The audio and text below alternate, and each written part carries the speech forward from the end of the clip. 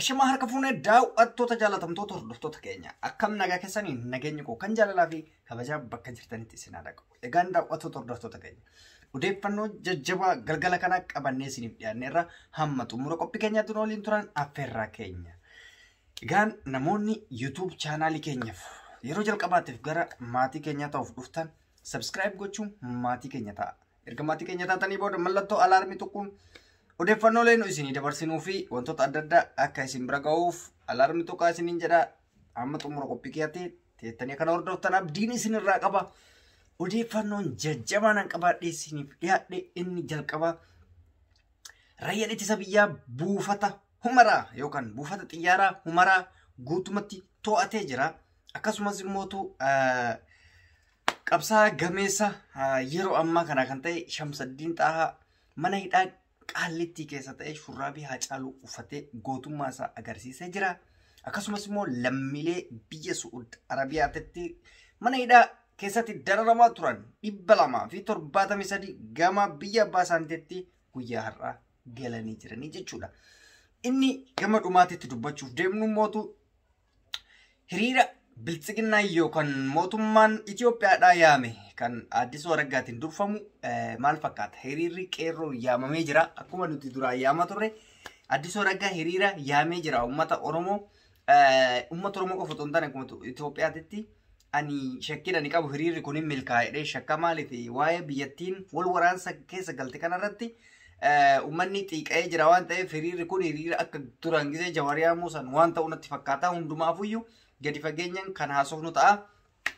Ajandaa kiyya jalqabaatitti yoon isinii deebi'e akkuma beekamu raayyaan ittisa biyyaa bakka buufata Humaraa xiyyaaraa kan jedhamu buufata xiyyaaraa bakka Humaraa jedhamutti kan Tigraay waggoota 40 wayiif irra turte jechuudha. Har'aa miti zabanuma dargii san keessayyuu Tigraayitu irra ture Humaratti bakka san raayyaan ittisa biyyaa cabsuudhaan dirqamaan jechuudha waraansan jechuudha. Yoo jabaate lubbuulee gara 400 olitti lakkaa'aman rashanee namoota 270 booji'eetiniin kilaashii irraa guuree akkasumas hidhannoo isaanii guutuu irraa guuree bakka san qabatuu danda'ee jira jechuudha. Bakki sunis bakka ijoodha. Bakka buufata Humara xiyyaaraa Humaraa jechuun bakka baay'ee ijoo fi baay'ee barbaachisaa ta'e qabatee jira raayyaan ittisa biyyaa yeroo ammaa kana. Waan isin garramu keessa raayyaan ittisa biyyaa bakkoota ciccimoo hundaayyuu mootummaan kun beektanii badaadha. Bakkoota silaa qabatamuu qabu kana waraana itti baay'isee qabaa jira beektan. Amma tooftan itti Tigraayin dadhabsiisaa jiran bakkoota ijoo harkaa qaban. An fakkeenyaaf bakki ijoon isaan harkaa qaban maal inni beektanii? Waa'ee baankii sun baay'ee hammeenya qaba. Baankii harkaa uggure guutumatti akka baankiin takkatti hin hojjenne baankii mootummaa jechuudha. Neetworkii harkaa uggure. Ibsaa harkaa uggure. Ibsaa Oromiyaa irraa achi dhaqu. Kan Amaara irraa achi dhaqu. Guututti harkaa uggure. Yoo ka achi keessaaf qofa fayyadaman malee humna badaa ta'een cabse beekta gara jarri yaadaniin cabse. Maaliif? Waraanaan dhaqee cabsoo jedhe jirattii waraana haylitti qabdi. Humna cimaa qabdi waraanni isaanii. Humna saniin cabsuu waan hin dandeenyeef mootummaan tooftaalee inni fayyadame karaalee cufe dura zuuraa gara tokkodha kan deemu. Gara Suudaanitti akka hin qajeelle, gara Afaaritti akka hin qajeelle, gara Amaaratti akka hin qajeelle, naannawa Eertiraatti akka hin qajeelle daangaa cufe dursee gaafa lola jarri eegaltu jechuudha. Maaliif? Jarattiin humna jabaa qabdi. TPLF humna waraana ittiin hin danda'amtu. Garuu tooftaa biraatiin cabsee biyyi ajaa'iba natti ta'e yoon akkam. Erga zuuraa itti cufee booda waraanni gara ittiin bahu hin qabu kaa. Maaliif? Daangaan tokko sitti marfame jechuun gara tokko hin deemtu. Si keessa sitti seenanis cabsuu baatanis akka fedhetti si keessa deemuu hin danda'u.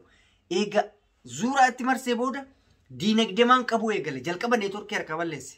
Itiyoo Telekoom akka qunnamtiin tokkochi hin jiraanne akka namni tokko quba waliin qabaanne waraanni quba waliin qaban machitti yoo reediyoo waraanaa saniin dabree wal quba qabatan malee wal quba hin qaban. Neetworkatti harkaa ugguree baankatti harkaa ugguree Tigraay gaafa kana maal taatire diinagdeen harkaa dhaabbata. Nyaanni adda addaa hin jiraami. Wantootni adda addaa kaa Finfinnee irraa Jibuuti irraa maal irraa kana magaalaa waliin jiraami. Innis akka hin galle erga kutee booda jarattii humnaan dhahee jechuudha. Waraana caalaa beeytanii wanni tokko amma wanni duraan Jawaar gisee hiriira baasisu maal godha beeytanii karaa cufaa gabaa ugguraa wanni jedhuuf biyyattiin sun beelaaf saaxilamti diinagdee cimaadhaaf saaxilamti. Sababa kana tarsiimoo akkasitti fayyadamee Jawaar wannoon Abiyyi jechuudha. akkas godheetiniin dadhabsiise. Achumaan jarattiin jaarsummaa amma gamtaan Afrikaa itti erga isaan wanni fudhataniif bar waraana isaanii sodaataniiti miti. Waraana gaarii qaban ilaa ammaa kana waraana jabaan harkuma jara jira. Garuu karaa ittiin dinagdee isaanii oofan harkaa dadhabsiise. Harka kennachiise jechuudha dadhaba. Namni tokko dinagdee yoo dadhabe waraanni qofa maan godhu maaliif? Waraana isaa rasaasa nyaachisu.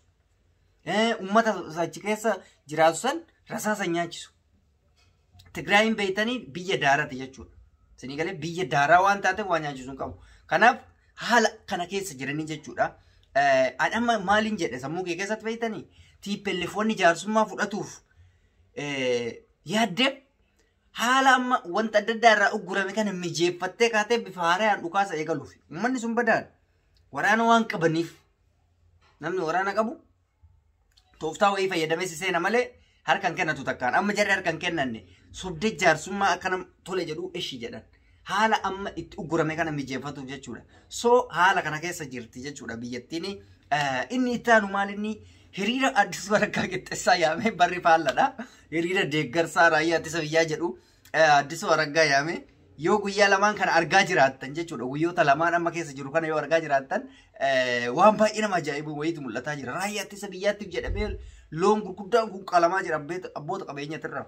Raayyaan ittisa biyyaa yoo dhugaa dubbanne dubbiin faalladha. Raayyaan ittisa biyyaa kan jiru daangaa Tigraay lola irra jira haa jennu. Loowwan kan kennamaa jiru gara Jimmaatitti, gara Finfinnee kanatti, gara bakka adda addaatti kennamaa jira jechuudha. Akka waan jarri asii moobaayiliin kaardii taatee fi hawwalamuu fi yoo argite waan akkasii keessa jiranii. Egaan hiriirri kun hiriira akkamiiti jennee tilmaamuu yoo dandeenye hiriira deeggarsaati jedhanii ani immoo hiriira kana namni beeytanii biyya ofii kana ijaaruuf waan hin goone hin qabu baay'isawee. Hiriira kana hin bahan jedhee shakka. Garuu gaafa hiriirri kun sirriitti bahame dhugaa rabbii haamileen nu cabanu. Haqa dubbatuudhaaf hiriirri jaraa kun milkaa'e taanan haamileen keenya guututti nu caba. Maaliif nu caba jaran? Hiriira yeroo 4-5 ol yaamtee warri biyya alaa kun yoo kana hayyoon Oromoo amma nuti jennuun jechuudha. Hiriira gammaa tokkochi guutuu biyyattiitti bahamee hin jiru. Karaa cufaa jedhamee jira. Iddoo tokko tokkotti cufate, iddoo tokko tokkotti hin cufan. Garuu yoo amma kan bilxiginnaa kun guututti kan cufatu taate namatti dhagahamaa jechuudha. Maaliif hanqinni jiru hanqina keenya malee hanqina qeerrootii miti kan jedhu wayitu nu keessa dhufuuf deema jechuudha. Hundaafuu mee waan ta'amuun laallaa yoo akka tasaa namni biyyarraa dhaggeeffattan jiraatte warri qeerroo ilmaan kenna sa'a ammaa kanatti ajjeesaa cafacafaa dantaa ofii wal fixaniif jecha hiriira nagaa isin kadhatan kana irratti akka hin hirmaanne akka obbolummaatti gorsa isinii kennaa jechuudha. Maaliif isiniin ilaallatu waa'een biyyaa sirriidhaan waa'ee ilaallatu malee jarri akkaataa itti deemtu akkaataa biyya ijaaruu fi biyya diiguu osoo hin taane waa'ee aangootiif kun haqa jiruudha jechuudha. Kan akkasitti dhaamsa isinii dhaamaa. Egaan daawwattoota hordoftoota keenya ijoolleen biyya Saudi Arabiyaa jiraatan guyyaa har'aa namni 273 gama biyya baasaatti galee jira. Mana hidhaa Shumees kan isin beektan mana hidhaa guddicha biyyattii sanaa haala dararaa fi hamaan keessa jiran keessaa gama biyya baasaaniitti galanii jiranii baga nagayaan galan jennaani. Egaan namoonni galan daa'imman akkasumas immootu harmee yookaan immootu hawwalii fi ijoollee xixiqqooleedha jechuudha. Baay'ee waan garaa nama nyaatudha. Ijoolleen sun baay'ee dararamaa turanii ammas garuu namoonni hafan baay'eedha.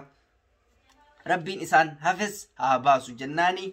Egaan xumura irratti waa'ee gooticha kennaa haasofna.